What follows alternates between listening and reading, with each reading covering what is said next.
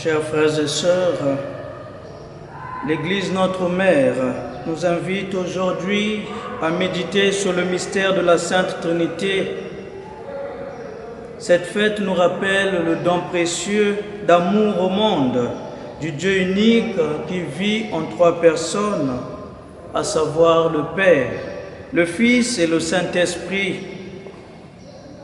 Chers frères et sœurs, célébrer la Sainte Trinité, c'est d'abord reconnaître humblement la grandeur du Dieu un et trine, qui est l'auteur de la création et des hommes.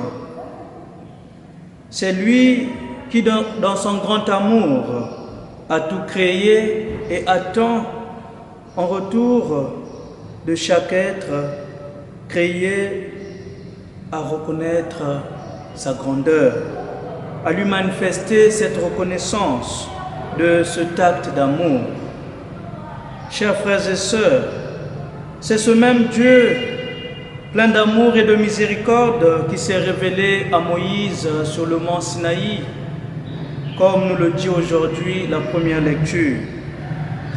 C'est encore lui qui continue à exhorter son peuple à la conversion ou à la perfection, comme le signifie saint Paul apôtre dans la deuxième lecture.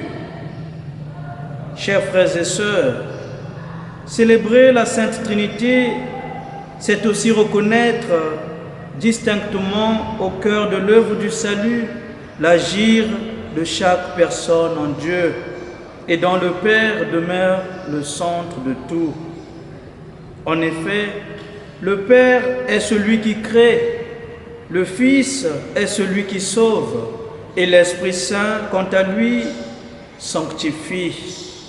Toutefois, le Père ne se confond pas avec le Fils, et le Fils, ce n'est pas non plus le Père, ainsi que l'Esprit Saint, en qui tous les trois retrouvent leur profonde communion. Ce qui signifie que tous, Père, Fils et Esprit Saint, communient à la même unité, mais agissent dans notre histoire et dans notre vie, chacun en fonction de son rôle. Tel est en illustration, par exemple, dans l'Évangile, le rôle qui incombe au Fils de Dieu, Jésus-Christ. Il est dit, Dieu a envoyé son Fils dans le monde, non pas pour juger le monde, mais pour que par lui le monde soit sauvé. Ainsi, chers frères et sœurs, célébrer aujourd'hui la Sainte Trinité, c'est accepter d'accueillir dans notre vie le mystère d'amour qui unit les trois personnes divines.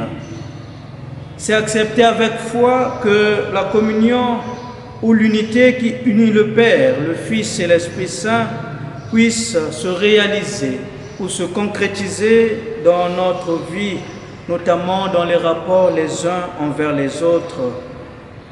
Mais cette communion d'amour combat toute attitude qui frise l'hypocrisie, la jalousie ou la haine entre membres d'une même communauté.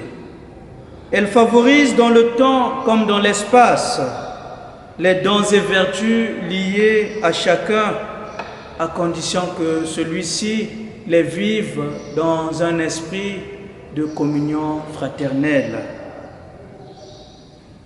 Confions, chers frères et sœurs, au cours de cette messe, au cours de cette Eucharistie sainte, à la Trinité sainte, notre Église, nos communautés, nos familles, ainsi que notre pays, afin qu'elle y rétablisse l'amour vrai.